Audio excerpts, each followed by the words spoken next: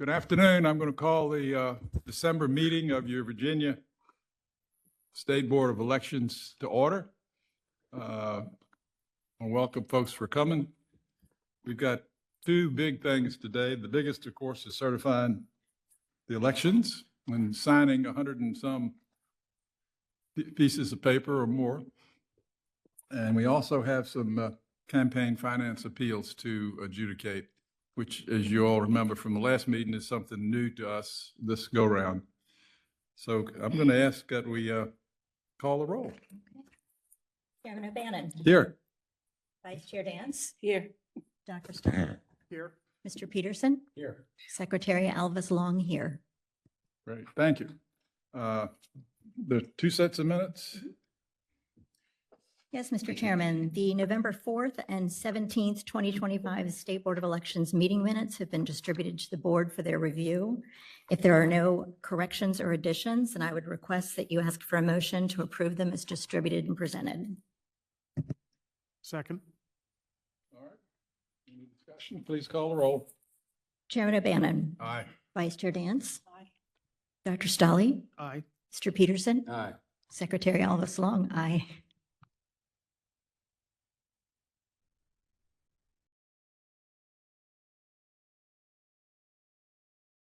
There you go. Thank you. Next item is public comment. As is custom, we'll hear from folks.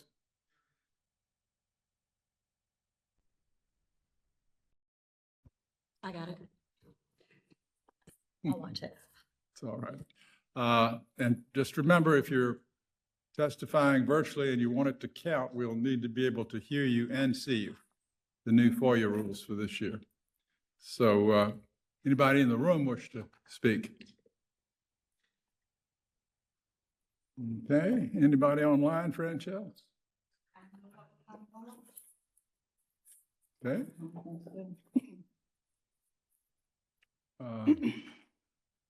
All right, Commissioners report. Chairman O'Bannon, Vice Chair Dance, and members of the board, as we meet today to certify the results of the 2025 general election, I'd like to thank our registrars, electoral board members, officers of election, and the Department of Elections staff for their work and multiple checks of results that have brought us to today. We truly appreciate your commitment to your fellow Virginians.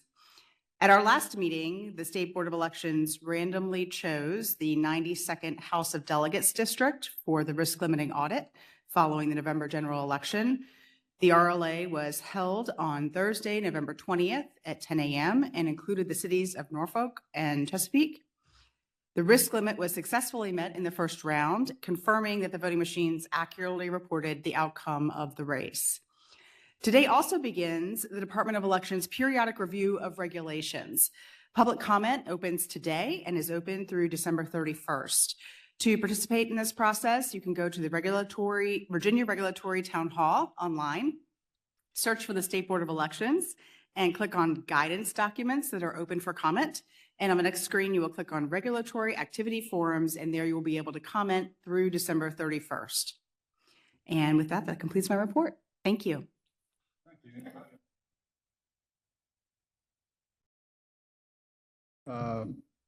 Next, we'll proceed with the certifications.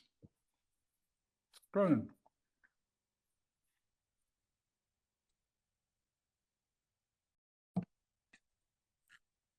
Test, you hear me? All right, well, thank you, Mr. Chairman, members of the board. Before the board today are abstracts of votes and certificates of election for winners for contests included in the 2025 November general and special elections. These include Governor of Virginia, Lieutenant Governor of Virginia, Attorney General of Virginia, all 100 districts of the Virginia House of Delegates, and one shared constitutional office. Per Virginia Code, the results for these contests must be endorsed and subscribed on a certified statement from the State Board of Elections. Additionally, the State Board of Elections is also responsible for issuing certificates of election for winners for the 7 shared town offices that were included in this election. To recap the process that the commissioner touched on, upon completion of the election, local general registrars entered all relevant election data into the election night reporting software, and the Virginia Election and Registration System, also known as VERIS. In accordance with Virginia Code, within 10 days after the election, local electoral boards conducted provisional ballot meetings and canvasses to ascertain and certify election results for their localities. Upon completion of canvass, the registrars forwarded their locality's certified abstracts of votes and, when applicable, write-in certifications to the Department of Elections. Upon receipt of the abstracts and write-in certifications, to ensure accuracy and completion, elect staff did the following: confirmed all required abstracts and write-in certifications were complete and submitted, reviewed votes cast, ballots cast, and turnout comparison using validation errors found by the election night reporting software and others found by manual analysis, and asked localities to resolve and/or explain any issues identified, ran turnout versus voting credit reports, and asked localities to resolve and/or explain any issues identified, and compared the results listed in the abstracts and write-in certification to the results entered in the election night reporting software to ensure accuracy. Therefore, it is elect staff's recommendation that the board certify the statements to be correct and sign the statements and certificates of election. As we've done in the past for large elections, we will have the board sign at the conclusion of the meeting. There's a suggestion motion in the board's working papers, and I'm happy to take any questions. Is there a motion?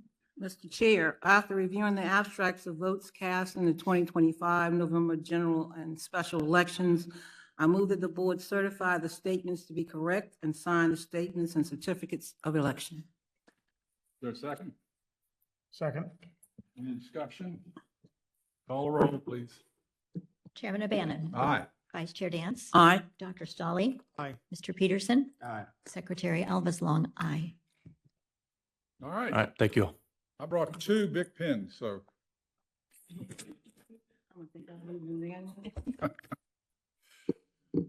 all right.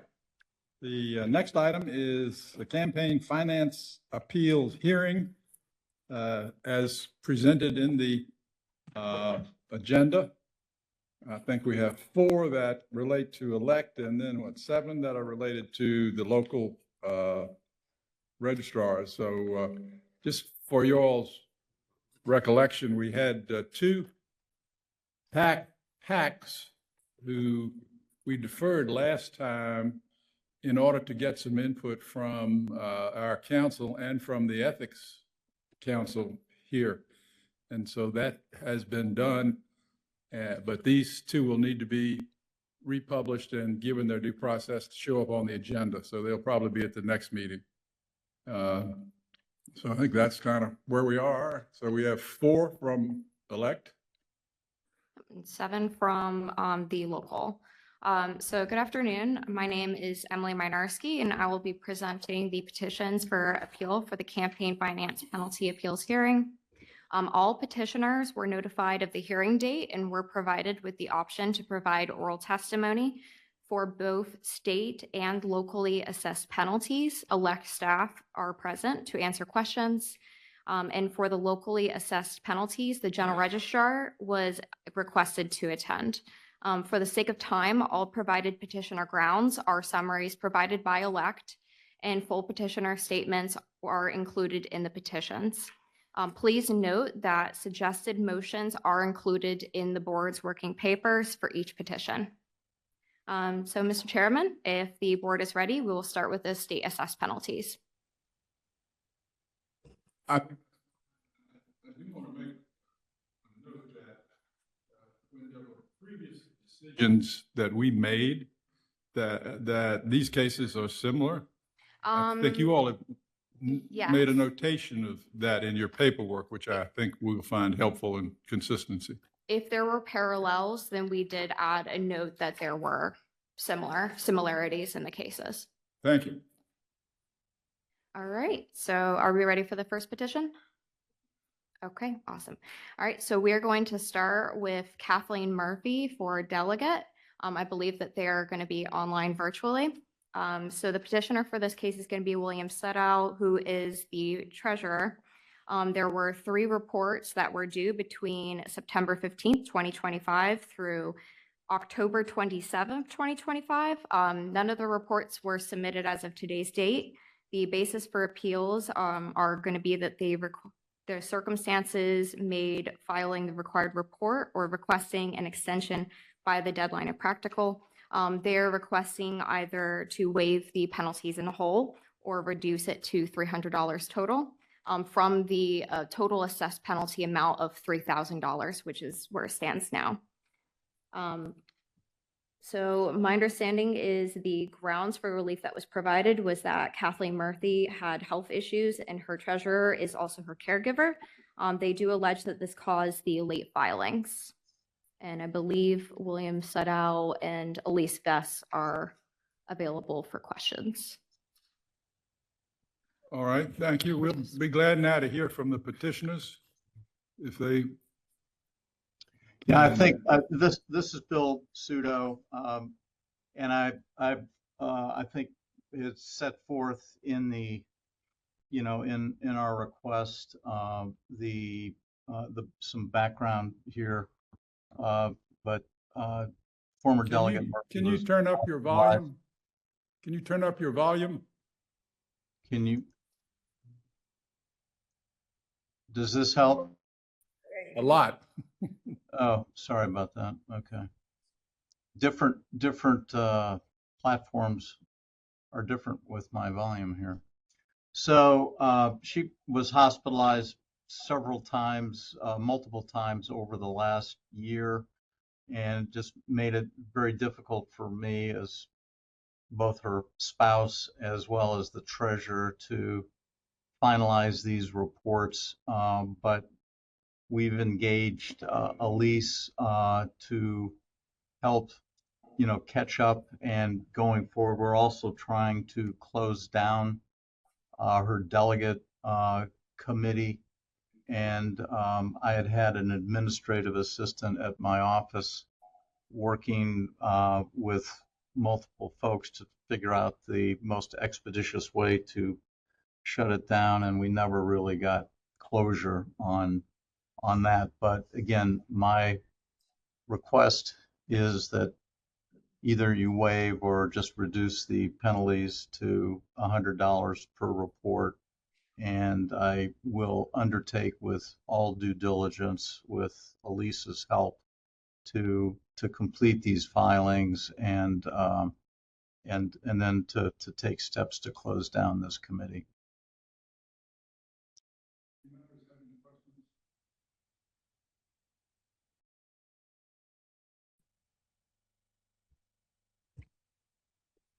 Their motion?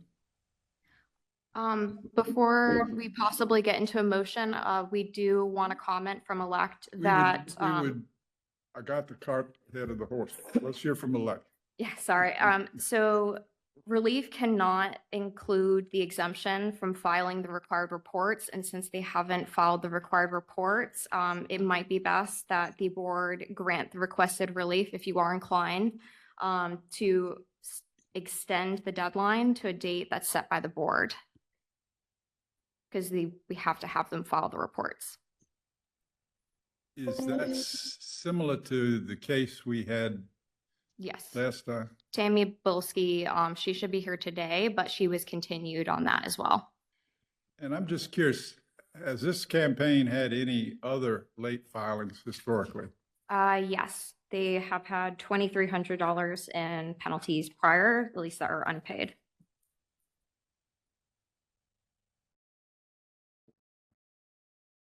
Delegate Stolley.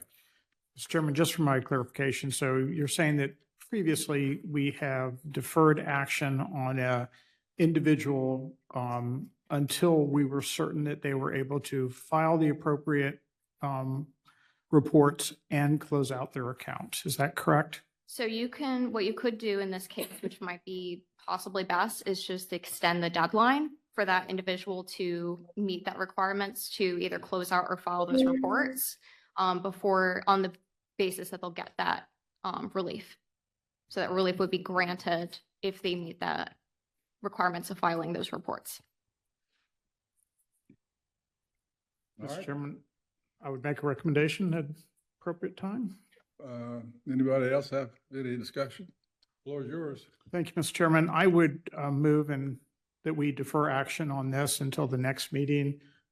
At the next meeting, if reports are filed and the account is closed out, then we could come to a determination. But for now, defer until next meeting. I second. All right, just for your, Could I ask what, in terms of account closing out, does that mean the committee shut down or that it's converted to a non-delegate account? So in order for it to be compliant, either they're going to need to file and catch up to the current reports, or honestly, which is probably the preferred method, that they file a final report and close out the committee entirety, especially if the individual is not going to be seeking reelection. so I think Yeah, the folk, Well, for sure, we'll file the catch-up reports here. There's some, Mr. Chairman, I apologize. We have a motion on the floor. okay, Oh, so let's, thank you. Let's discuss, let's have the board discuss the motion. And I will just for clarification, our next meeting is Tuesday, January the 13th, the afternoon. So I assume that would be the time certain when we would revisit this. All right. Mr. Chairman, I'm not sure I modify any motion. I It's, understand. We're good with what you said. Okay, let's call, any more discussion? Call the roll. Chairman O'Bannon, Aye. Vice Chair Dance, Aye. Dr. Stolly, aye. Mr. Peterson, Aye. Secretary Alvis Long, aye. And to address your concerns, sir, I'm sure that the folks that elect can give you some help and guidance on how to accomplish what you need to do. thank you. Yes, sir. All right, next. All right, next we have Friends of, and I'm probably going to mispronounce this, Bico Agozino, petitioner, Bico Agozino. They had missed their deadline for October 27th, 2025. They did file it the following day on the 28th. They were assessed a $100 penalty. Their basis for appeal that they stated was that there were circumstances that made filing the required report or requesting extension by the deadline impractical. And they are requesting forgiveness of the $100 penalty. The provided grounds that they included was that they were unable to file the October 27th report due to the alleged technical difficulties. Elect did add a comment to this, and that the system was overlooked throughout the deadline day, and there were no issues that would be related to traffic. All right, shall we hear from the petitioner? Thank you to the board for hearing me. This is a rookie error on my part. As you can see, I filed the earlier 4 reports on time, but this time I submitted the report and it didn't prompt me to review, so I submitted again. And in order not to confuse the machine, I thought that it had already been submitted and I shouldn't keep submitting it. But in the morning I checked and it hadn't been accepted. So I had to submit it again, and this time it went through. I think the fine or penalty was assessed 2 hours or so after my submission. So I played with the board to forgive the fine and use your discretion to extend the deadline for me. Thank you. Thank you very much for coming and speaking today. Thank you, sir. Elect? I mean, we could just, so there was a similar decision that was made by the board prior where the individual, well, the petitioner was granted their request for appeal on the basis that they demonstrated intent to file timely and that the penalty was a first offense. All right, and this, let me just ask, this candidate has not had prior penalties or anything, it's this No, this is a first offense. brand new, okay? Any discussion? Mr. Chairman, has a final report been filed? They don't necessarily have to file a final report until they're ready to close out and they don't want to seek election in a consecutive term. Is there a motion? Mr. President. You're giving me a promotion. Mr. Chair, Yes, sir. I move that we forgive the $100 fine. Is there a second? Second. Any discussion? Chairman O'Bannon, Aye. Vice Chair Dance, Dr. Stolly, Aye. Mr. Peterson, Aye. Secretary Elvis Long, aye. Thank you very much. All right, so moving along, we have Peyton for delegate. That is going to be your next petition. The petitioner is William Ney. I believe he's intending maybe in person. So the report that is in question is the June 13th, 2025 report deadline. It is for a large contribution report. So keep that in mind. The basis for appeal that they're stating is that there was an administrative error in the assessment of the penalty. They are asking to remove the $100 penalty, and the grounds provided was section 24.2-947.9 subsection D. I did include that code in your petition papers. They're stating that the primary was uncontested, which means the report was not needed. Elect does take note of that, and we do include the fact that the code that was cited when the candidate was unopposed is not that, in that they're not required to file, is actually for non-primaries. This candidate ran unopposed in a primary, so the cited code wouldn't apply in this situation. All right. Shall we hear from the candidate?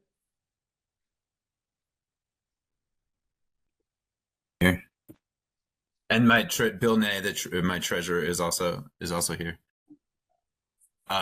Bill, you can I can speak, or Bill, you can speak, but briefly, yeah, I did have an uncontested primary, but it wasn't an election. I believe the large contribution report that was filed was an administrative error, but we didn't actually think we needed to do one. So that report was eventually filed with the following post-primary campaign finance report. All right. Elect? I don't really have anything else to add other than what was stated prior, that the cited code, it would not apply in this case. So that, They're stating on the basis that they The shouldn't have, appeal- yeah, they shouldn't have had to file this report in the first place because of this code. But again, this code is related to non-primaries. So, and this is a primary. okay, so the candidate is not factually accurate in Not in the cited code. the code. It's a misinterpretation. Okay. All right. Miss- Yes, ma'am. Mr. Chair, I understand, it seems like, and I'm sure this guy's not a lawyer, I'm sure. And I'm gonna move that we dismiss this one. Dismiss the request. Just dismiss the charge of $100 and we So dismiss you it. accept the appeal Mhm. and No. His appeal is not correct from what I'm understanding. He did not so you He's deny. denying the appeal. I'm dismissing the case. Can I just, do I have? I want to dismiss? There is a suggested motion. Yeah, I'm looking at. I'm on 80 page, we're on page 80 as well. It's yeah. number 3. Yeah, so it's number 3. I wanted to tell me, I want to dismiss this petition that he not paid $100. And I thought I was on the right move. That was number 3. That's not the right one? Does everybody, does that motion have a second? I'm not entirely sure I'll of the second. motion. It's number 3. No. So basically, if I may speak, Yes, sir. to Please. dismiss the petition is to sustain the penalty. That's correct. And that, It's not a huge penalty. It's on the basis, I guess, of the fact that the candidate just was factually incorrect and, That being the case, I'll second the motion. okay.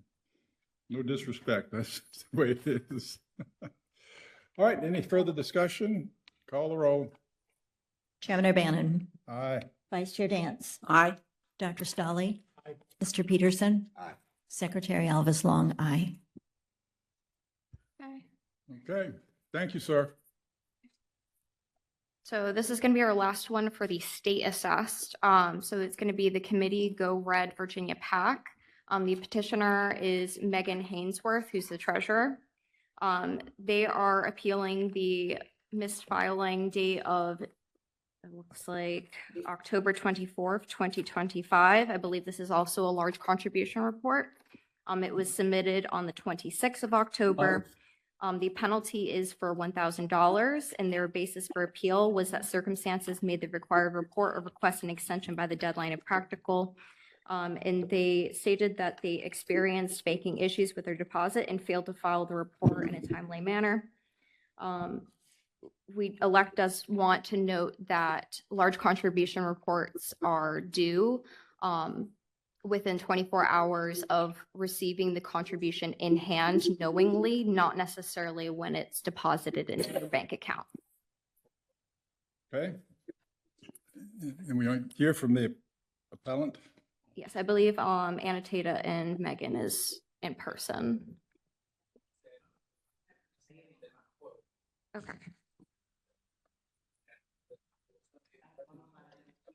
Come right What on order up. you want to go in? Okay, I'll leave it up here. Thank you. I'm Delegate Tata, and I do apologize for the delay in the reporting. We had a bank error, and our finance director exercised her best judgment under the circumstances and immediately contacted the bank to resolve the issues. We understand that these reports are important, and we've it was a bank error that we took an extra day to figure out what the problem was. All right, anything else from elect? Oh, is there someone else who wishes to speak? She was on a minute ago, but I don't know what happened to her. I'm right here. Oh, there she is. Sorry. Welcome. Hi. No, we just reiterating what Ann Farrell said. We just used our best judgment. As far as reporting, the amount was not submitted. We had two large contributions. The first one was reported in a timely manner, but upon looking at our bank account, the amount was not, it wasn't there. They had deposited it into the wrong account. And so I didn't report the second because we weren't sure of where the first deposit had gone.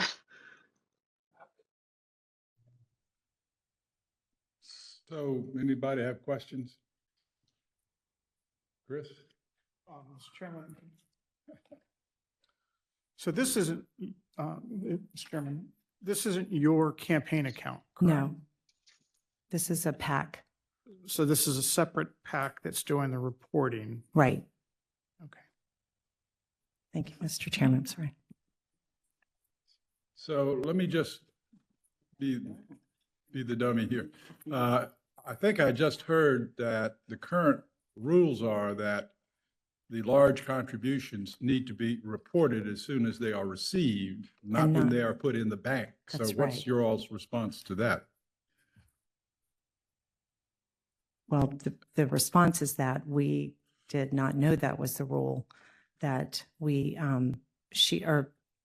my finance director did not know that that was the rule. So she was worried that it wasn't in there and it had to be in there. She didn't know what happened to it because when she checked to see if it was there, it wasn't in there.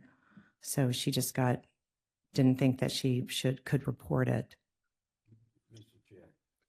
Senator Peters. Well, I think I show a little grace here because having been in a few campaigns, I know sometimes people will get checks and turn them into the headquarters. And typically when you put it in the bank is when the treasurer oftentimes gets knowledge of it. So if the check was put in the wrong account or the bank credited to the wrong account, that to me is a pretty excusable situation. So I have no problem forgiving the fine here, whatever the proper motion is. I have one question. So do you have like some, a statement that showed that it was deposited in one account versus the right account? You do have that information? Do we have that information? We can access that if you do not have that in hand. I'm not So sure. we just have the letter that you provided to us that was from the bank stating that there was an error on the deposit it was a different contribution though. It wasn't for this one in question. And that was what was, it's in the appeal paperwork, but we had two large contributions that week. The first one was reported, like I said, in a timely manner. But the second one, You got something to verify this? Yes, the first one, the one that's not up for penalty today is the one that was timely, but the one that's being appealed today was the late one, but that wasn't, I don't believe that was in relation to this one. I think that was just supporting documents showing that there was issues ongoing. so the first one that went into the bank actually never went into the bank. And so when I looked back in order to make the second large contribution report, the first amount was not in our bank account. So at that point, I wasn't sure of what was going on. And the second contribution was showing as pending in our account. It had not gone into the account. And so I didn't want to, and I know you're saying going into the account, but I'm the treasurer for both. So it was just using my best judgment. And it was a Friday afternoon. I called the bank and couldn't get anyone on the phone. And after speaking with a colleague on Saturday, we just decided to go ahead and file, since I did have proof of deposit, and to go ahead and file even though it was late. But I just not knowing where the money was, I didn't feel comfortable reporting. Senator, Vice Chair Dance has a question. Everything we do sets a precedent. So I want to know, I see the letter is here, but there should also be some financial, a receipt from your bank or whatever, as far as winning and wrong. You can deduct whatever, where if it went to the wrong one, but something that shows on that date and time, whatever, that it was not there. I could go along with this if I saw some validation of it, not just your statement, but your bank statements to show that it went here instead of there, and when both of those things were right.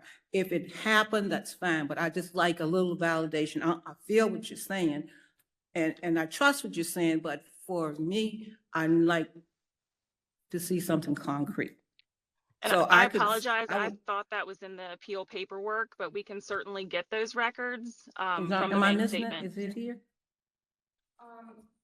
I just have a letter and it was included in your papers. I just have a letter that was I got a included letter. from hers that was for $20,000 large contribution, but that was submitted timely. That one was submitted timely. I don't have anything related to the 30. So That is she the said we don't reason have that any the- paperwork related to this. So if I, at the proper time, I would move that we move this to another time when you can have time to submit your paperwork. Because if it's there, then I'm satisfied. But I set a precedent. If you tell me this, somebody else tell me this, then that becomes a standard. So I'm going to take the chairman's prerogative here and ask Senator Peterson if he believes he made a motion when he spoke previously. I did make a motion. All right, sir, and restate it.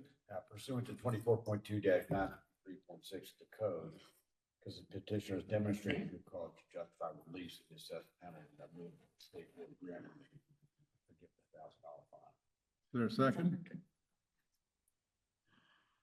Okay. That fails for lack of a second. Is there another motion? I move that we review this case once the documentation has been submitted. Is So we want to just defer this. I want to till a defer later this date. until Pending there. All right. pending receipt of the documentation. Trust but verify. Yes, yes, just verify. Not that I don't trust, verify. Does the elect have any additional comments? We don't have any additional comments. It's just, all of our comments were included within the papers. And then again, we just, wanted to add again that it was when the contribution is received in hand versus in the bank account, that was put into the summary of laws and policies for PACs. So that is all we had for comment. Okay, so there's a motion properly seconded, Second. now properly seconded. Thank you. Any further discussion? Call the roll. Chairman O'Bannon. Aye. Vice Chair Dance. Dr. Scully. Aye. Mr. Peterson. Secretary Elvis Long, aye. Okay. Thank you. So we're all learning here, and I think this is a good educational moment in the sense of how these things work. So I hope everybody is taking notes. Hopefully we'll have fewer of these going forward. But thank you very much for coming and presenting this. Thank you. Thank you. All right, so that concludes the state assessed. We're going to be moving on to the locally assessed penalties now. So first we have Tammy Bilski, the petitioner. And just keep in mind that she is continuing from last meeting on November 17th. She has since filed her report. She filed with a final report for what it looks like the July 15th, 2024 report and closed out her committee. Again, her basis for appeal was that circumstances made the required report or request an extension by the deadline of practical. Again, she is seeking forgiveness of the $2,100 that she was assessed in penalties. And I believe Kayla Deal will be online and she's the general registrar. Yes. All right, thank you. So this case was heard last time and we deferred it pending this last piece of paperwork, and now we have that. So, I mean, it was pending the filing of a report, or at least those 3 reports are closing out of the report, and she did. She closed out with a final report for the July 15th, 2024 report. Yeah. All right, Ms. Bilski, thank you for joining us again. Do you have anything else you want? Nope, that was it. I was just really confused. Emily, thank you for helping me and telling me what to do. I didn't know quite how to do it. So what's the temperature in Michigan today? Cold, and we got 7 inches of snow on Saturday. You guys want me to send you some? No. All right, anything else from the elect? Nothing. Motion? I would make a motion. I would grant his request as pursuant to 24.2-5. Fisher has demonstrated good cause to justify relieving the assessed campaign penalties. I move that the state Board of Elections grant. I second. Motion properly seconded. Further discussion? Call the roll. Chairman O'Bannon. Aye.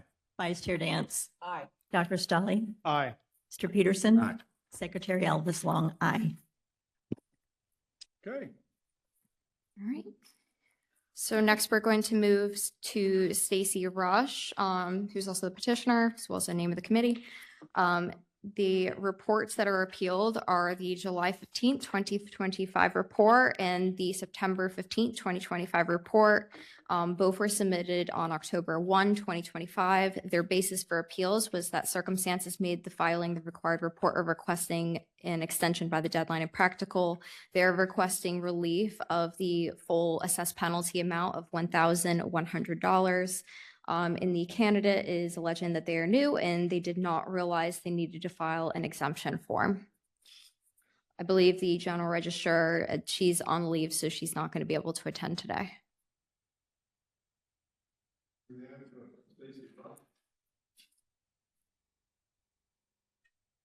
Thank you. Do we have Stacy Rush?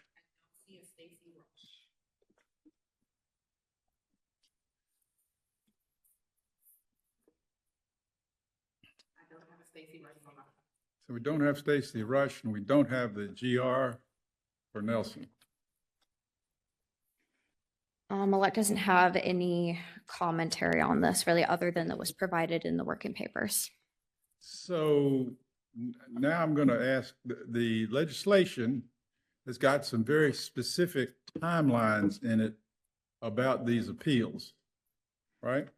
They must be appealed within 90 day, or sorry, But six. there's also a 60 days? provision where they need to be heard within a certain period of time. I mean, They can be heard regardless of the individual being present. They were given the option, and if they wish to continue, then they could have put in a written continuance. So have we heard from Stacy Rush? I do not believe so. I sent her an email, asking her if she's going to be attending the hearing, and I haven't heard anything else, but I did, send her certified mail alerting her of this hearing. Okay.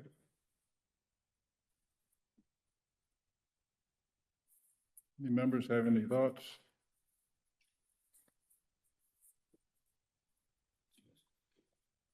Rick? Mr. Chairman, it seems like we're sort of setting precedent here as we go forward. I think we have a couple of options. One is to say, we'll give them one more chance to come back at our next meeting. The second one is, if you don't show up, we're going to uphold the penalty. So I guess my concern is that without any type of reply from them, did they ever receive the message to begin with?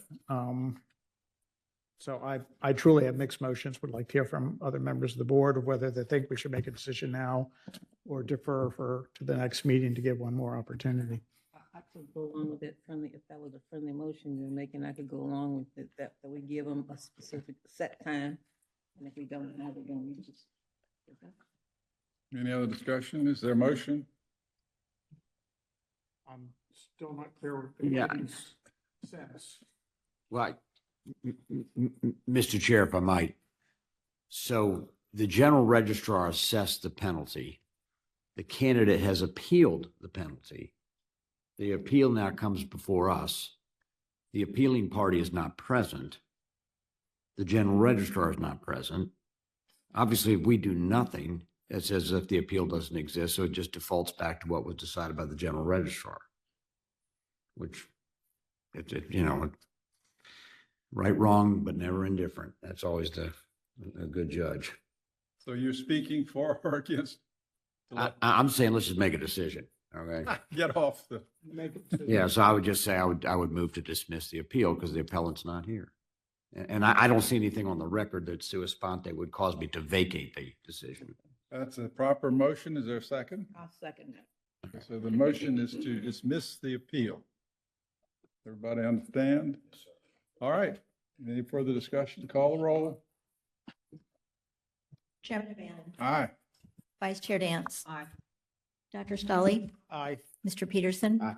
Secretary Elvis Long, aye. Okay. Next. All right, so our next petitioner is for D. Keith Guzzi Jr., petitioner David Keith Guzzi Jr., sorry. They're appealing $3,100 in penalties. They had 4 reports due between July 15th, 2025 through October 27, 2025. All 4 reports were submitted on October 30th, 2025.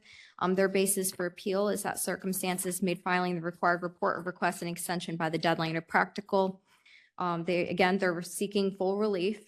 And their grounds provided was that the candidate typically files an exemption form every year, and they did not submit one this year.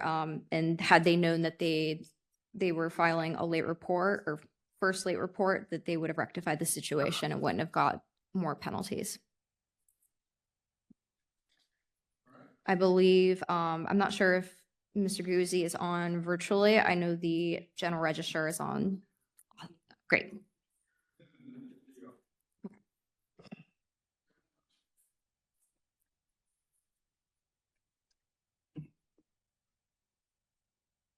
Thank you, Chairman and Board. I've served my county for the last 12 years through 3 elections. I've always submitted the exemption reform. I've never taken a penny, nor have I ever generated an expense. I have filed those in the past, and I brought those with me. My registrar, Carol Gant, is on. She's verified that I've always done that. The comment system, I went in immediately and did what I was supposed to do. It did not notify me that there was anything outstanding, nor did it notify my registrar. Within minutes of Carol Gant, the local register notifying me, I went into the system. I called her immediately. I rectified everything. This is not something that I've ever done in the past. In the 12 years I've served, I've never missed a financial filing or meetings because of, not wanting to show up. I've always done what I've asked to do to serve my citizens. So the fact that I've provided my past exemptions, and Carol Gant, we've submitted an email where she's said that the system didn't notify her, and it didn't notify me. Once she's seen it in the system, I immediately took care of everything. All my filings are up to date. And I, again, had nothing to report to start off with. So thank you for letting me come today and share those documents with you.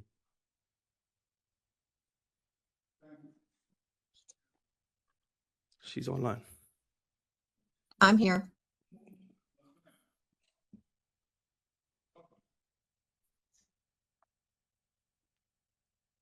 Ms. Gow, can you please turn your camera on?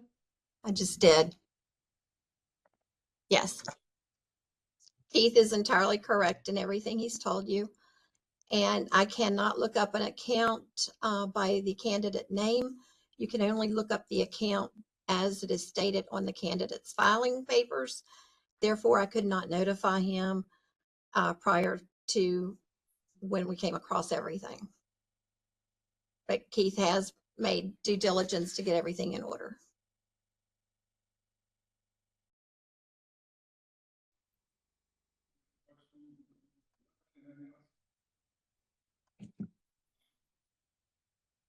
We do want to note that the general registrar is sent emails when candidates submit reports for each report submitted, and the candidate did receive reminder emails for every deadline. I did not. I got the last one. Carol notified me. Prior to that, I got a notification to go into the system. I do believe that she went into the system and somehow then it generated that one. I've looked. I can't find any other emails. I did absolutely get an email around the same time when she sent me a personal email. We're not gonna do he said, she said. Yes, absolutely. Okay, so let me just understand, there's an initial $100 Yes, sir. penalty, and then the others are 1,000. add-ons. Okay. And if I would have received the $100 penalty, I would have been in her office within 10 minutes. I called her within 3 minutes. So again, if the system would have notified me, there's no reason I'm to hold anything back. I have nothing to disclose. All right. Any questions or comments? I have a question for the registrar. So who assumes responsibility for the information not getting to the candidate and the filing not taking place? We do receive notices electronically when campaign reports are filed. In the event we don't see filings, we can go in and look at the site that anyone can pull up and see if there are reports there. But you have to enter it by the candidate's campaign titling. You cannot do a search based on the candidate's name alone.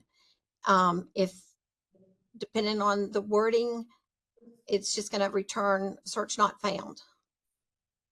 And when I didn't get the information searching for it, I contacted Tammy and she went into Comet and was able to provide me with screens. I can see where the things were not filed.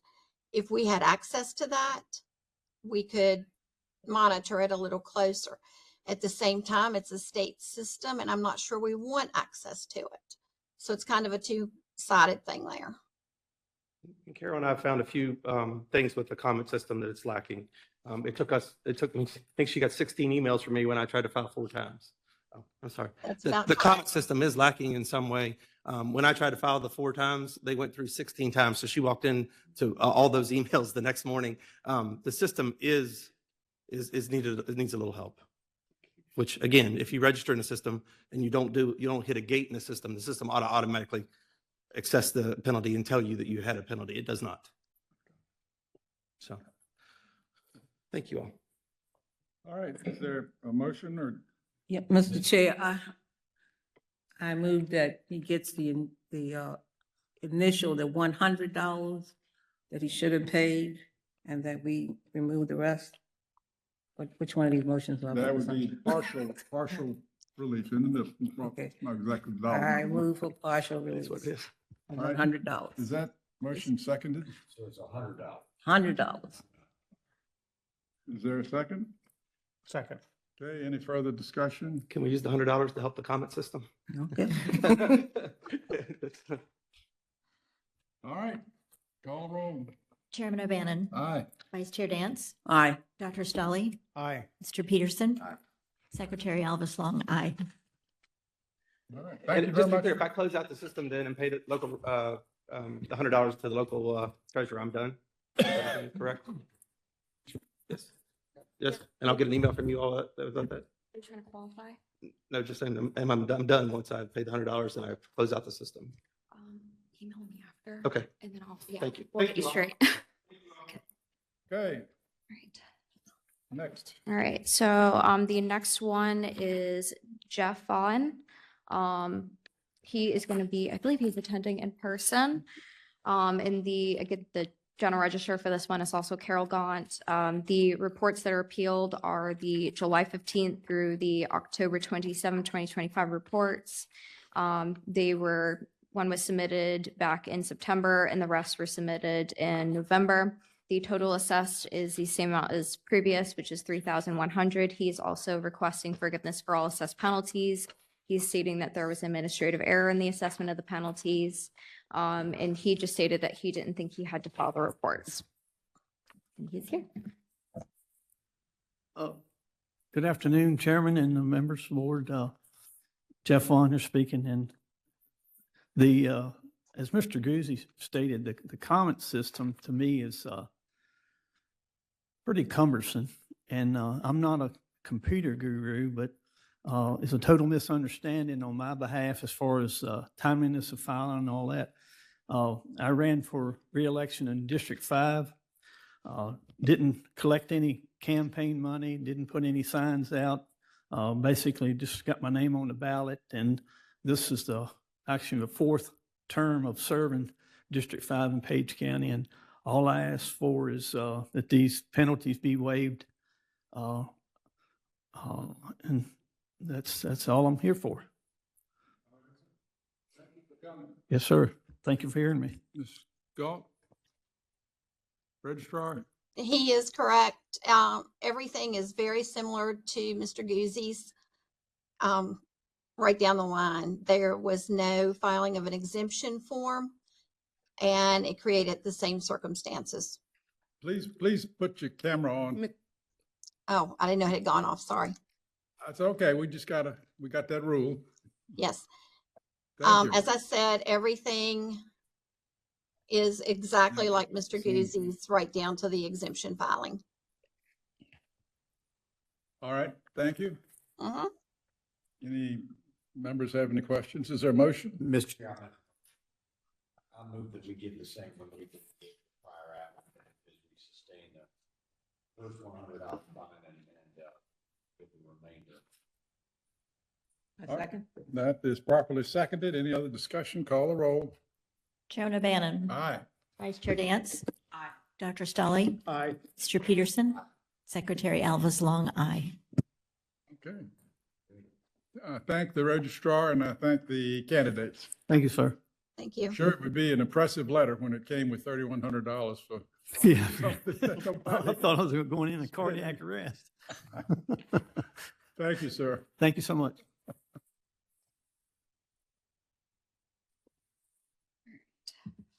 So for the next one, we have Friends of Katie Pomeroy, petitioner Kathleen Pomeroy. She did submit documents for this one. So for the reports that were appealed, there was the September 15th, 2025 report. It was submitted on the following day, on the 16th. The total assessed penalty is $1,000. The basis of appeal that they provided was that circumstances made filing the required report or request an extension by the deadline impractical, and they're seeking a reduction of a penalty to $100.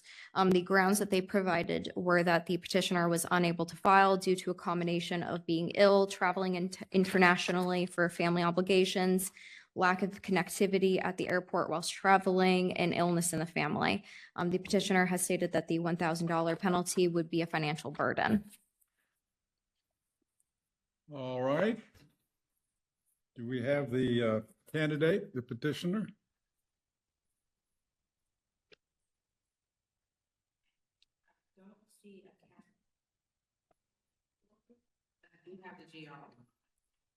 All right, let's hear from the Fredericksburg City GR. Ms. Atkinson.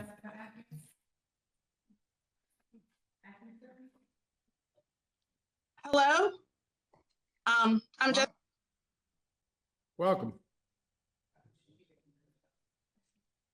Ms. Atkinson, can you unmute yourself, please?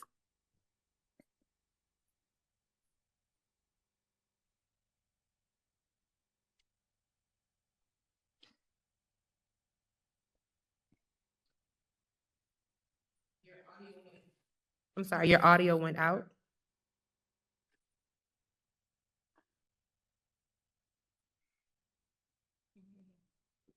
Hold on. Oh.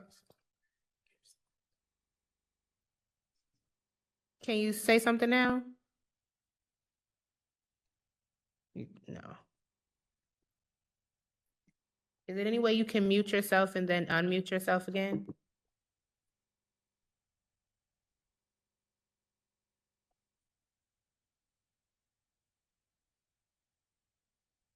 I'm sorry, we're still not able to hear you.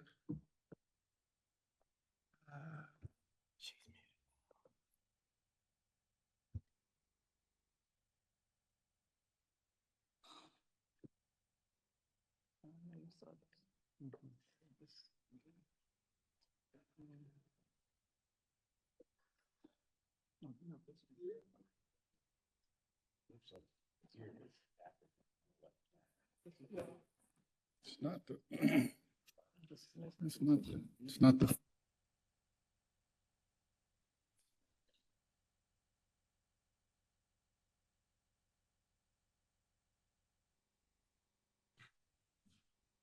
Yeah, Mr. President, Mr. Chair. I switched to a microphone. Okay. We can hear you now. That's great. Thank you.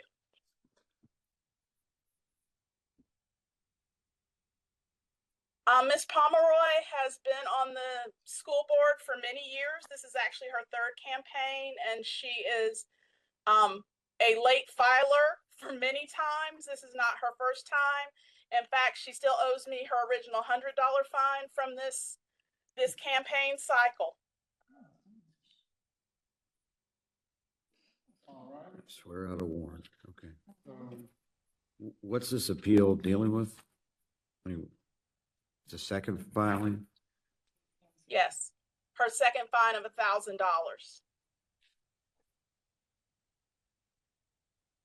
175.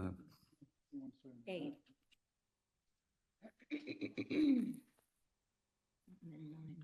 Okay, all right. All right.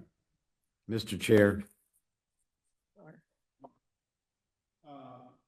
Senator Peters. thank you. I think just in keeping with the idea that if the penalty, or at least it has a prima facie case and the defendant's not here on their appeal, and we have no reason to just vacate it on our own, I would just move that we dismiss the petition.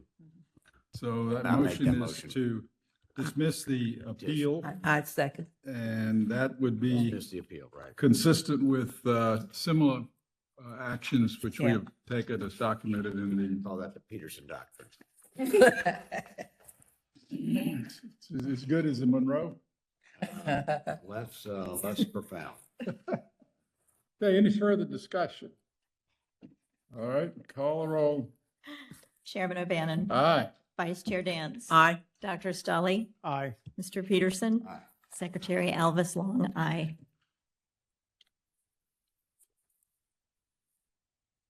All right, so we're moving to the next one. This is for Marion Bowman for treasurer. The petitioner Jacqueline Phillips, who is her treasurer, she submitted a letter because she noted that she wasn't going to be able to attend today. What she provided was that the committee believed that they submitted the required report in a timely manner on the due date. However, when they checked back, they became aware that the report was not submitted and found evidence that they experienced a technical issue that prevented them from the full submission process. All right, thank you. Do we have Marion Bowman? She wasn't going to be able to come in today. So there was a letter that she submitted and it should have been added to your papers today. Okay. And Atkinson, do you have any?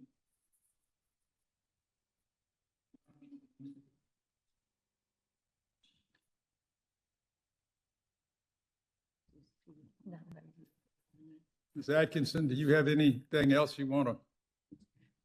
No, I don't have anything. They're saying it's a system error and this is her only fine. She's had good history. All right, and I guess we are beginning to establish some precedents here, but this action would be to accept this petition would be consistent with prior specific actions.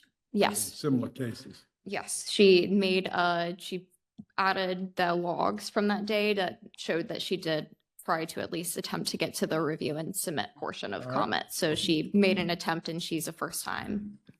This is a first time offense. Mr. Chairman, I move that we grant her petition as requested. I second. Discussion, call roll. Chairman O'Bannon. Aye. Vice Chair Dance. Aye. Dr. Stolly. Aye. Mr. Peterson. Aye. Secretary Elvis Long, aye. All right, so this is our last one. This is Garrett Dillard for supervisor, petitioner Garrett Dillard. I believe he's on virtually. He is appealing the October 27, 2025 report. He submitted it on November 19, 2025. It was originally assessed at $1,000, but that was an error on the general registrar's part. She accidentally applied it as a subsequent penalty because there was an offense from a prior election year that has been reassessed. So it is $100. The circumstances that they are provided that made them the filing the required reports of requesting an extension by the deadline of practical was that they accidentally checked a final report when they went to file the required report from previous one. So the subsequent report wasn't able to be filed until they were able to fix that final report and turn it into a regular report.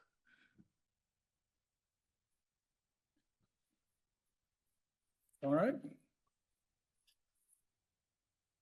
And we have the petitioner. Mr. Dillard? Yes, I'm here. And, basically what happened on my previous report, I clicked final report. And when I clicked final report, I didn't receive any other communication, through comment, letting me know other reports were due. So because I didn't receive any communication, no emails or nothing was in my portal showing that I had other reports due, I did not file another report. But once I was alerted to go in and change that previous report from final report to no activity, then I got the email and I was able to do the last report in November. Thank you, sir. Do we have any comments? You're welcome. Dawn, are you available?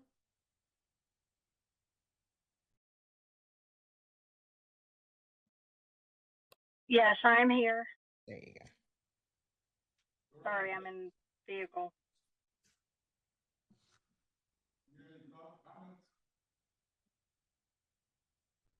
Do you have any comments?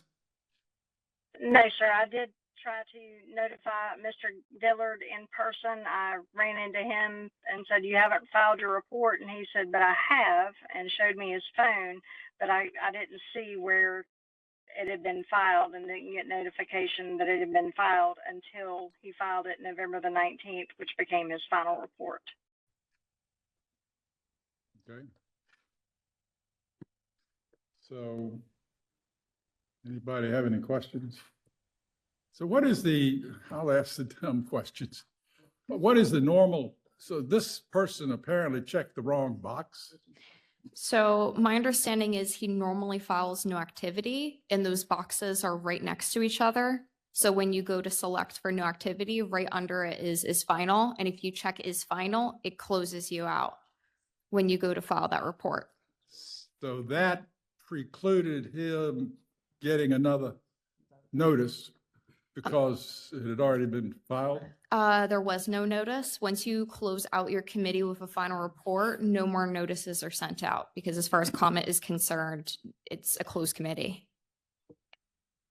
So that's not a fair question. Does the GR have any recommendations on how to rectify this from happening again? Just have the candidate check the right box? Have the candidate check the right box and perhaps allow us access, but like the other registrar said, that might be a double-edged sword. All right, thank you. Okay. Yes, sir. Thank you. Senator?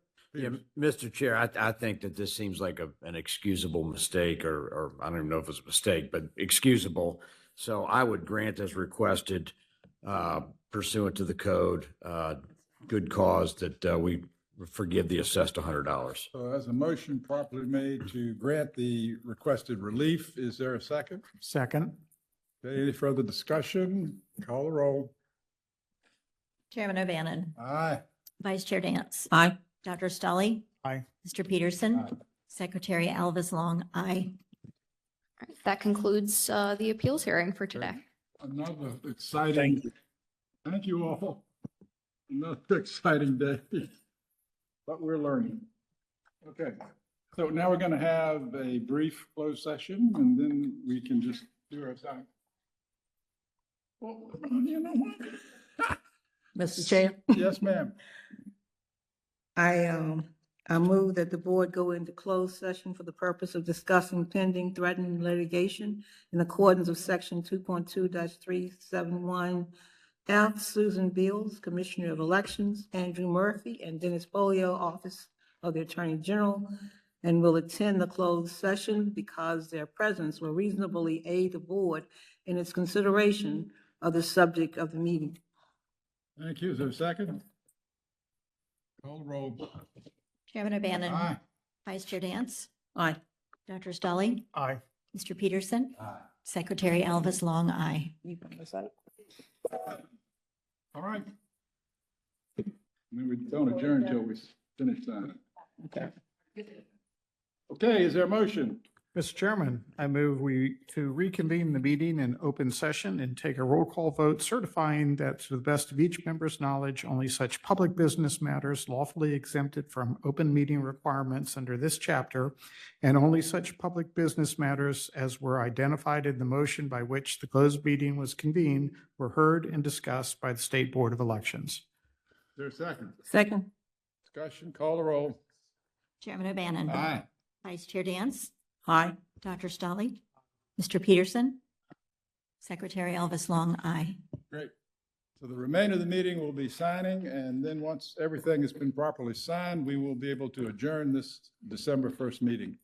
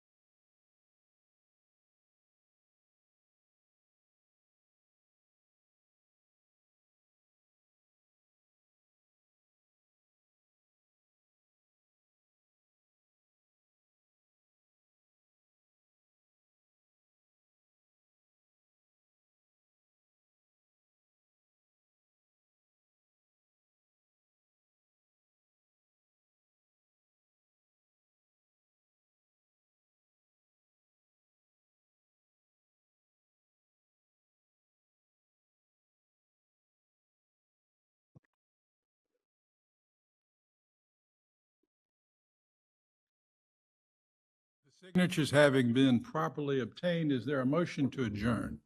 So moved. Second. All right, call the roll. Chairman O'Bannon. Aye. Vice Chair Dance. Dr. Stully. Aye. Mr. Peterson. Secretary Elvis Long, aye. Thank you all.